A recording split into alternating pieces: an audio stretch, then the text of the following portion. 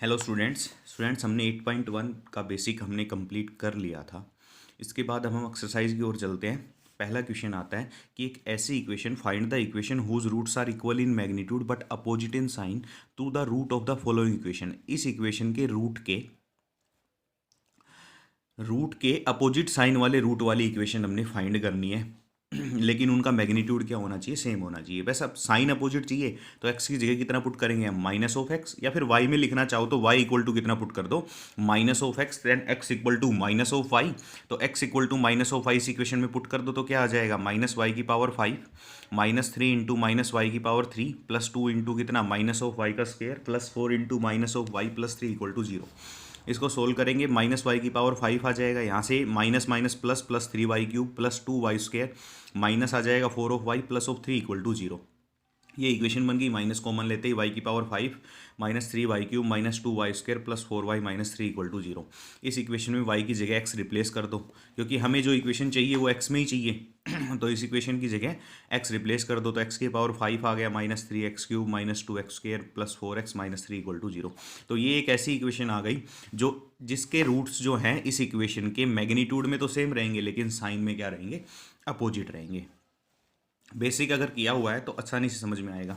Next देखो क्या कह रहा है, multiplying the root of the following equation by by the number indicated and find the transform equation. ये कह रहा है कि एक इक्वेशन दी हुई है, आपको उसके रूट्स जो हैं, एक ऐसी इक्वेशन फाइंड करनी है जो गिवन इक्वेशन के जो रूट है उनके कुछ टाइम मल्टीप्लाई उस दूसरी इक्वेशन के रूट आ जाए। तो ये कह रहा है, पहला क्वेश्चन देखो, इसके जो रूट आए, एक ऐसी इक्वेशन फाइंड करो जो इसके रूट का हाफ टाइम मल्टीप्लाई में आए, मतलब आधा आधा रूट आए सारे। अगर इस इक्वेशन के रूट मान लो एक्स अल्फा बीटा गामा और डेल्टा है, तो जो फाइंड होगी इक्वेशन उसके रूट आएंगे alpha by two, beta by two, gamma by two and delta by two. मतलब हाफ हाफ मल्टीप्लाई में आपको रूट चाहिए। तो करेंगे क्या? देखो, मल्टीप्लाई जब भी करना होगा हमें किसी रूट्स को, कोई ऐसी इक्वेशन निकालनी है जिसके रूट्स मल्टीप्लाई में आ जाए कुछ टाइम, तो हमें क्या करना होगा? पहले चीज़ देखनी है कि वो इक्वेशन कंप्लीट है या इनकम्प्लीट। कंप्लीट इनकम्प्लीट का मतलब है कि इक्वेशन में सारी पावर एग्जिस्ट करती हैं या नहीं करती हैं। तो एक्स की पावर 4 से शुरू हो जाओ, अब नीचे सारी पावर होनी चाहिए। 4 भी है, 3 भी है, 2 भी है, 1 भी है और फिर कॉन्स्टेंट भी है। तो ये हो गई है क्या आपके पास? Complete equation. कंप्लीट इक्वेशन है तो मैंने बताया था ना कि m टाइम मल्टीप्लाई चाहिए, तो m की पावर 0, m की पावर 1, m की पावर 2, m की पावर 3, m की पावर 4, इनसे मल्टीप्लाई कर दो। अब आपको क्या चाहिए? 1/2 टाइम्स मल्टीप्लाई। तो इसको 1/2 की पावर 0, 1/2 की पावर 1, 1/2 की पावर 2, 1/2 की पावर 3 एंड 1/2 की पावर 4 से क्या कर दो? इन सभी को, सक्सेसिव टर्म्स को रेस्पेक्टिवली मल्टीप्लाई करते चले जाओ। तो क्या आएगा? देखो, 1/2 की पावर 0 इंटू एक्स की पावर 4 प्लस 1/2 की power 1 into 3 x cube minus 1/2 की power 2 into 5 x square plus 1/2 की पावर 3 इंटू 2 एक्स माइनस 1/2 की पावर 4 इंटू 6 इक्वल टू 0। इसको सोल्व कर लो, ये आपके पास इक्वेशन आ जाएगी। नेक्स्ट इक्वेशन देखो, नेक्स्ट क्या दे रखा है? गिवन इक्वेशन इज एक्स की पावर 5 माइनस 1/3 एक्स की पावर 4 प्लस अब जो गिवन इक्वेशन दी ना उसमें एक्स क्यूब की टर्म नहीं है। जो दूसरा वाला क्वेश्चन कर रहे हैं हम, मल्टीप्लाई बाय 3 से हमें चाहिए जो, तो उसमें एक्स की पावर 3 नहीं है। देखो, ये आपका क्वेश्चन था, इसमें एक्स क्यूब नहीं दे रखा। एक्स की पावर 5, एक्स की पावर 4, फिर सीधा क्या दे रखा है? X square. तो इसको कंप्लीट बनाने के लिए मैंने पहले 0 इंटू कितना कर लिया?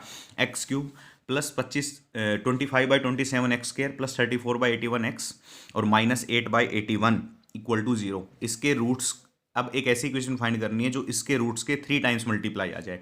तो अब देखो, ये कंप्लीट इक्वेशन बन गई। अब सभी टर्म्स को 3 की पावर 0, 3 की पावर 1, 3 की पावर 2 से सक्सेसिवली टर्म्स को रेस्पेक्टिवली क्या करते रहो? मल्टीप्लाई करते रहो। क्या आ जाएगा आपके पास? 3 की पावर 0 एक्स की पावर 5 माइनस 1/3 इंटू 1/3 एक्स की पावर 4 प्लस 3 का power 2 into 0 x cube plus 3 की power 3 into 25 25/27 x square plus 3 की पावर 4 इंटू 34/81 एक्स माइनस 3 की पावर 5 इंटू 8/81 इक्वल टू 0। इसको सोल्व कर लो, ये इक्वेशन आ जाएगी। अब देखो, नेक्स्ट कह रहा है, remove the fractional coefficients from the following equation such that the coefficient of leading term remains unity. ये अब वो क्वेश्चन आ गए जो हमने बेसिक में लास्ट में पढ़ा था ना, जो बेसिक में दे रखा था कि यदि सारे प्राइम्स फैक्टर में दिए हों, नीचे सारे यदि को प्राइम दे रखे हों आपस में एक दूसरे के, सारे प्राइम्स दे रखे हों जो एक दूसरे के को प्राइम है, मतलब जिनका जीसीडी आपस में 1 है, तो उनका तो एलसीएम डायरेक्ट हम ले लेंगे, प्रोडक्ट करेंगे, प्रोडक्ट करके सारी टर्म्स को उतने से ही मल्टीप्लाई करते चले जाएंगे, तो वो आ गई आपकी डायरेक्ट। लेकिन अगर सारे प्राइम्स में नहीं है, मतलब उनका जीसीडी 1 नहीं है आपस में, तो हम मल्टीप्लाई नहीं करेंगे, तो फिर क्या करेंगे, वो मेथड यहाँ पे दे रखा है, तो आप ध्यान से समझना इस मेथड को। Remove the fractional coefficient from the following equation such that the coefficient of the leading term remains unity. ये कह रहा है कि जो ऐसे हमने रिमूव करने हैं इनके फ्रैक्शनल कोफिशिएंट्स को, कि जो लीडिंग टर्म जो है ना उसका जो कोफिशिएंट आए वो भी क्या आ जाए, यूनिटी आ जाए। सबसे पहले हमें क्या करना है, जो भी डिनोमिनेटर में दिए हुए हैं फ्रैक्शनल कोफिशिएंट, उन सबको किस में लिख लेना है, प्राइम फैक्टर्स में लिख लेना है, और सारी को m से मल्टीप्लाई कर देना है। सारी को किससे मल्टीप्लाई करेंगे, जो इस इक्वेशन के रूट आएंगे उसके हमें m टाइम्स चाहिए होंगे एक तरीके से, तो हम क्या करेंगे, इसको m टाइम्स से मल्टीप्लाई कर देंगे। तो m टाइम्स से मल्टीप्लाई करने का मतलब होता है m की पावर 0 से मल्टीप्लाई, m की पावर 1 से, m की पावर 2 से, m की पावर 3 से। तो पहले देखो क्या किया हमने, make the denominator into prime factors, सभी को प्राइम फैक्टर्स में बनाएंगे, and multiply the root by m, और इसके रूट्स m से मल्टीप्लाई कर देंगे। तो क्या आ जाएगा आपके पास, m naught x cube plus m1 3/2 की पावर 1, ये तो प्राइम में ही दे रखा है, 2 प्राइम ही है, तो ये तो एज इट इज रह जाएगा, x square minus m square 1/, इसको लिख सकते हैं 2 की पावर 4, तो ये 2 की पावर 4 इंटू कितना हो गया, x हो गया, प्लस एम क्यूब में आ जाएगा 1/2 की पावर कितना, 5 इक्वल टू 0। तो हमने इस इक्वेशन के जो डिनोमिनेटर थे उनको प्राइम्स में लिखना, लिखा 2 की पावर 1, 2 की पावर 4, 2 की पावर 5, और साथ साथ क्या कर लिया, इसके रूट्स को m से मल्टीप्लाई भी कर दिया। अब करना क्या है, अगर मान लो नीचे 2 है, 2 के साथ कोई और नंबर दिया होता तो वो नेक्स्ट क्वेश्चन में आएगा, पहले सिर्फ 2 दे रखा है ना, देखो डिनोमिनेटर में 2 की पावर 1, 2 की पावर 4, 2 की पावर 5, तो सभी के एक्सपोनेंट मतलब सभी की पावर्स को ऑर्डर में लिखो। तो the exponents of 2 in order are, क्या क्या है, 1, दूसरे पे क्या है 4, तीसरे पे क्या है 5, तो 1, 4 एंड 5, तो 2 के एक्सपोनेंट ये आ गए।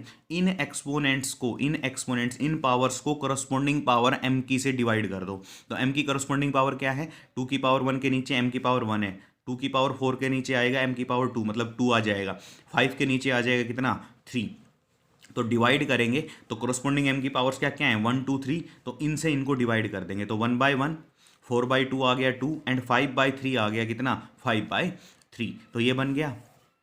अब इसको नाम देते हैं हम क्वोशेंट, ये क्या है, क्वोशेंट फॉर्म में ही तो लिख रखे हैं ये, इसको नाम देंगे हम क्या, ये क्वोशेंट आ गए। अब आपको चाहिए क्या, देखो मेथड में सिखाया था बेसिक में कि जो क्वोशेंट आ जाए आपके पास वो हमें लिस्ट इंटीजर चाहिए जो कि इन क्वोशेंट को एक्सीड ना करता हो, तो हमें चाहिए the list integer not less than any of these quotient. अब इनमें से वो सबसे छोटा अब आपको ऐसा सबसे छोटा इंटीजर ढूंढना है जो इन क्वोशेंट से छोटा ना हो। तो देखो भाई, अब सबसे छोटा इंटीजर मैं बात करूं तो ये पॉजिटिव टर्म है, ये सारी आपके पास कैसी दे रखी हैं, पॉजिटिव टर्म दे रखी हैं, ये सारी पॉजिटिव टर्म है। तो देखो 1 के बड़ा इंटीजर तो 2 आ गया, तो सबसे छोटा इंटीजर 2, और इसकी वैल्यू आ जाएगी 1 पॉइंट समथिंग कुछ, तो यहाँ पे सबसे छोटा इंटीजर 2 होगा ना। 2 आपके पास एक ऐसा इंटीजर मिल गया ना जो इस कोशेंट से छोटा नहीं है, वो सबसे छोटा इंटीजर जो इन कोशेंट से छोटा नहीं है, मतलब 1, 2 और 5/3 से छोटा नहीं होना चाहिए। तो 2 एक ऐसा आ गया, इक्वल हो सकता है, छोटा नहीं होना चाहिए, तो 2 इस कोसेंट से छोटा नहीं है। तो the list positive integer not less than any of these quotient is 2, hence m की वैल्यू आ गई 2 की पावर कितनी, 2, तो m की वैल्यू है 2 की पावर कितनी, 2, तो 4 आ गया, तो m4 आ गया, m4 इस इक्वेशन में पुट कर दो, पुट करते ही आपके पास इक्वेशन फाइंड हो जाएगी। तो पुट कर दिया, 4 की power 0 into x cube plus 4 की power 1 into 3/2 x square minus 4 की पावर 2 1/2 की पावर 4 इंटू एक्स प्लस 4 की पावर 3 इंटू 1/2 की पावर 5 इक्वल टू 0। इसको सोल्व करेंगे, ये इक्वेशन बन जाएगी। अब नेक्स्ट देखना, इसमें सारी नंबर्स आएंगे। नेक्स्ट क्या दे रखा है देखो एक बार, x की power 4 minus 5/6 x cube plus 5/12 x square minus 7/150 x minus 13/900 equal to 0। अब आपको रिमूव भी करने हैं ये फ्रैक्शनल कोफिशिएंट, और जो हाईएस्ट पावर है उसका कोफिशिएंट 1 भी रखना है। तो करेंगे क्या, सबसे पहले तो इन डिनोमिनेटर्स को प्राइम फैक्टर्स में लिख लेंगे, और उस इक्वेशन के रूट्स को किससे मल्टीप्लाई करना है, m से मल्टीप्लाई करना है। तो सबसे पहला काम m की power 0 into this minus m की power 1 into this plus m की power 2 into this minus m की power 3 into this minus m की पावर 4 इंटू दिस। हमें m चाहिए। m कैसे फाइंड होगा? m को फाइंड करने का रूल क्या है? इनको प्राइम्स में तोड़ो। 6 को लिख सकते हैं 2 की पावर 1 इंटू 3 की पावर 1। 12 को लिख दिया 2 की पावर 2 इंटू 3 की पावर 1। 150 को लिख दिया 2 की पावर 1 3 की पावर 1 इंटू 5 की पावर 2। एंड 900 को लिख दिया 2 की पावर 2 3 की पावर 2 इंटू 5 की पावर 2 इक्वल टू 0। अब सबसे काम पहले हम 2 को करेंगे, फिर 3 को करेंगे और फिर 5 को करेंगे। सबसे आप m निकालते चलोगे। फिर m जो है वो क्या है? m इन्स के इन से जो वैल्यू निकल के आएगी उनकी प्रोडक्ट है। मल्टीप्लायर निकालेंगे हम m के सारे।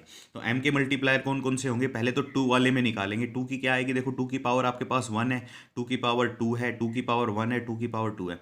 तो 2 के करस्पॉन्डिंग जो एक्सपोनेंट्स हैं वो क्या क्या हो गए? 1 2 1 और 2। और इनके करस्पॉन्डिंग जो m की पावर्स आएंगी वो क्या क्या आ गई? 1 2 3 और 4। तो इनको डिवाइड कर दो इनसे। तो पहला काम देखो हमने यही किया है कि the exponents of 2 in order are 1 2 1 2 dividing the corresponding powers of m that is by 1 2 3 4 we get. हमें क्या क्या मिलेगा? 1 by 1 2 by 2 1 by 3 and 2 by 4। तो आपके पास क्या क्या आ गया? 2/4 आया। तो ये आपके पास क्या क्या आ गए भाई?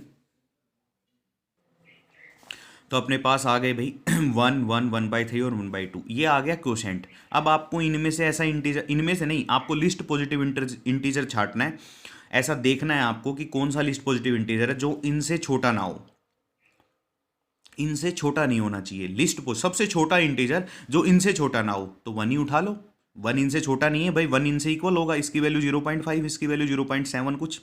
और ये ये हो गया 0. चला जाएगा कितने पे? 0.7 नहीं, सॉरी 0.5 1/2 की वैल्यू, और इसकी वैल्यू 0.3 कुछ। और ये 1 और 1 दे रखे हैं तो सभी की वैल्यू 1 से बड़ी नहीं है। तो हमें लिस्ट पॉजिटिव इंटीजर 1 ही मिल गया। तो the list positive integer low not less than any of the these quotient is 1। This implies 2 की पावर 1 जो हो गया वो क्या हो गया? Is a factor of the multiplier m। 2 की पावर 1 आ गया। तो 2 में तो 2 की पावर 1 आ गया। अब सेम काम 3 में करेंगे। 3 की एक्सपोनेंट्स क्या क्या है? 1 1 1 2। यहाँ से देख लेंगे हम 3 के एक्सपोनेंट्स क्या क्या है। 3 की पावर 1 3 की पावर 1 और 3 की पावर 1 और 3 की पावर 2। तो 1 1 1 और 2 आ गए। और इनके कॉरस्पॉन्डिंग पावर 1 2 3 4। m की पावर्स देख लेंगे इनके कॉरस्पॉन्डिंग और इनको कर देंगे डिवाइड। 1 1 1 2 हो गए 3 के एक्सपोनेंट्स। और dividing the corresponding powers of m by 1 2 3 4। तो डिवाइड करेंगे तो आपके पास आ गया 1 1/2 1/3 1/2। अब ये देखोगे तो ये क्या आया? ये क्वोशेंट आ गया। आपको ऐसा इंटीजर छांटना है सबसे छोटा जो इनसे छोटा ना हो। तो ऐसा सबसे छोटा इंटीजर 1 ही आ गया जो इनसे छोटा नहीं होगा। तो हमें एक 1 मिल गया जो इनसे छोटा नहीं है। तो 3 की पावर 1 क्या हो गया? दूसरा मल्टीप्लायर। सेम हम 5 में करेंगे तो 5 की पावर 1 क्या आ जाएगा? तीसरा फैक्टर आ जाएगा मल्टीप्लायर m का। तो m की वैल्यू आ गई 2 की पावर 1 3 की पावर 1 इंटू 5 की पावर 1। तो m की वैल्यू आ गई 30। तो अब 30 रख दो m की वैल्यू इस इक्वेशन में। इस इक्वेशन में 30 रखते ही आपके पास सोल्व करते ही क्या बन जाएगी? इक्वेशन आ जाएगी ये वाली। The required equation is this. तो ये आपके पास इक्वेशन फाइंड हो गई। नेक्स्ट देखो नेक्स्ट कह रहा है transform the equation 3x³ + 4x² - 5x + 6 = 0 into 1 in which the coefficient of x³ is unity. इसको इसमें इसके अंदर निकालना है कि x³ का कोफिशिएंट यूनिटी आ जाए और सारे कोफिशिएंट जो हैं वो इंटीग्रल आ जाए, मतलब वो फ्रैक्शन में नहीं होनी चाहिए। अगर खाली कहता कि सिर्फ 1 आ जाए तो हम डायरेक्ट 3 कॉमन निकाल देते, x³ का कोफिशिएंट 1 हो जाता। लेकिन अब चाहिए कि अब 3 जैसे कॉमन निकालेंगे तो यहाँ पे 4/3 बनेगा, यहाँ पे 5/3, यहाँ पे 6/3। तो ये वाले जो बनेंगे ये इनके फ्रैक्शनल कोफिशिएंट आ गए। हमें कैसे चाहिए? Integral coefficient. तो पहले तो 3 कॉमन निकालते। 3 कॉमन निकालते ही आपके पास क्या आ गया? x³ + 4/3 x² - 5/3 x + 2 = 0। अब ये इक्वेशन आ गई। ये अब पिछले वाले मेथड में चले गए कि फ्रैक्शनल कोफिशिएंट आपको रिमूव करने हैं। तो अब यहाँ पे देखो जो दे रखा है वो आपके पास 3 और 3 तो है, इसके अलावा कुछ है ही नहीं। तो यहाँ पे डायरेक्ट क्या करेंगे? इसको यदि मैं 3 से मल्टीप्लाई कर दूँ, 3 की पावर 0 से, 3 की पावर 1 से, 3 की पावर 2 से, 3 की पावर 3 से, तो अपने आप नीचे के कोफिशिएंट रिमूव हो जाएंगे। तो multiply the root of this given equation by 3। तो आपके पास डायरेक्ट 3 से मल्टीप्लाई करने पे ऐसी इक्वेशन बन गई जिसके सारे कोफिशिएंट इंटीग्रल हैं और जो हाईएस्ट टर्म है उसका कोफिशिएंट 1 है।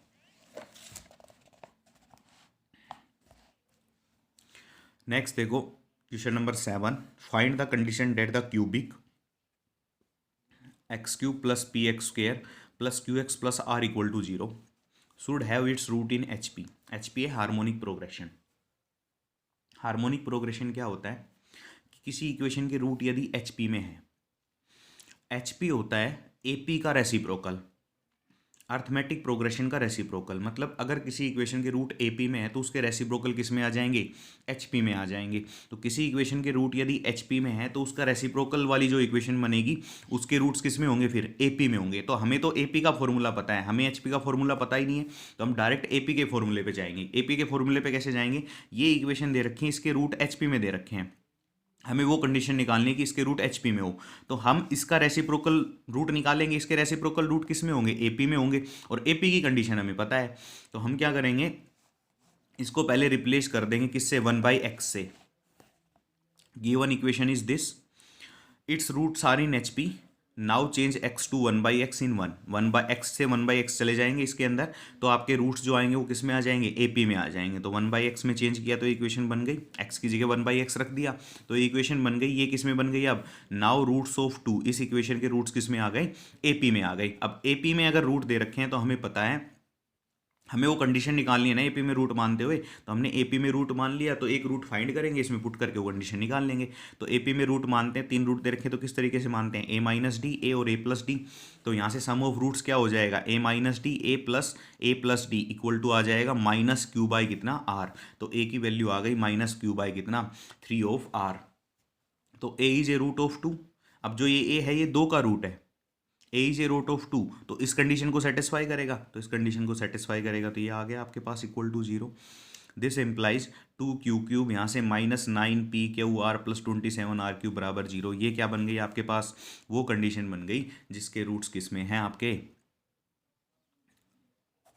एचपी के अंदर आएंगे, जिसके रेसिप्रोकल रूट्स।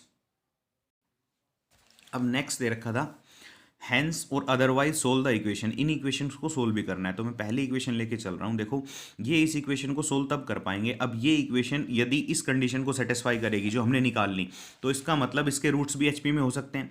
तो हमें एचपी का तो पता ही नहीं है, तो हम इसका रेसिप्रोकल करेंगे, रेसिप्रोकल करने के बाद एपी में सारे रूट्स फाइंड करेंगे, फिर उनका रेसिप्रोकल कर देंगे, तो रूट्स किस में हो जाएंगे, एचपी में हो जाएंगे। तो किया क्या हमने, the given equation is this, आपके पास ये इक्वेशन दी हुई है, इसको मान लिया डबल स्टार, तो 1/x किया।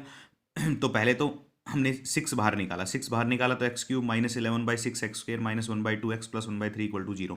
अब देखेंगे क्या ये इस कंडीशन को सेटिस्फाई करती है। तो जैसे ही हम ये वैल्यू इस कंडीशन में रखेंगे तो ये क्या आ जाएगा आपके पास, देखो कंपेयर कर लिया कोफिशिएंट, p का कोफिशिएंट कितना आ गया है यहाँ से, जो गिवन इक्वेशन थी उससे, p का कोफिशिएंट x² का कोफिशिएंट है, x² कोफिशिएंट -11/6, तो वहाँ से q आ जाएगा -1/2 और r आ जाएगा कितना, 1/3।